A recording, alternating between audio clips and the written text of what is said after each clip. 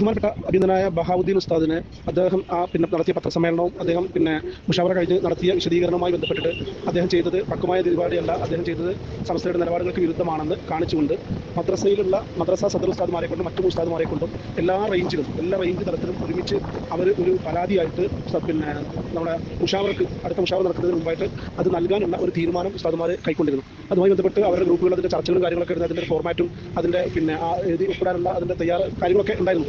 അത് നമുക്ക് ആ സാധനം നമ്മുടെ കയ്യിൽ കിട്ടി. അത് കിട്ടിയ അടിസ്ഥാനത്തിൽ നമുക്കത് ബോധ്യമായി. അപ്പോൾ പിന്നെ നമ്മൾ നേതൃത്വം കൊടുക്കുന്ന മദ്രസയിൽ അത്തരത്തിലുള്ള ഒരു നടപടി ബഹുദ്ദീൻ ഉസ്താദിന് നേരെ ഏതെങ്കിലും ഉസ്താദുമാരോ സദർമോലിമാരോ നടത്തുന്നില്ലെങ്കിൽ അത് നടത്തിയാൽ ആ സ്ഥാനത്ത് പിന്നെ അവർക്ക് തുടരാൻ കഴിയില്ല എന്ന് കൃത്യമായിട്ട് പറയാനാണ് യോഗം വിളിച്ചത്. അപ്പോൾ അത് വളരെ കൃത്യമായിട്ട് കർശനമായിട്ട് അത് കഴിഞ്ഞിട്ട് തന്നെ ബഹുമാനപ്പെട്ട നമ്മുടെ സംസ്ഥാന നേതൃത്വത്തിലുള്ള ഒരാൾ നമ്മളെ ചുമതലപ്പെടുത്തിയ ആൾ എന്നെ വിളിച്ചത് ഞാൻ സംസാരിച്ച വീഡിയോ അത് കിട്ടിയിട്ടുണ്ടെന്നാണ് പറഞ്ഞത്.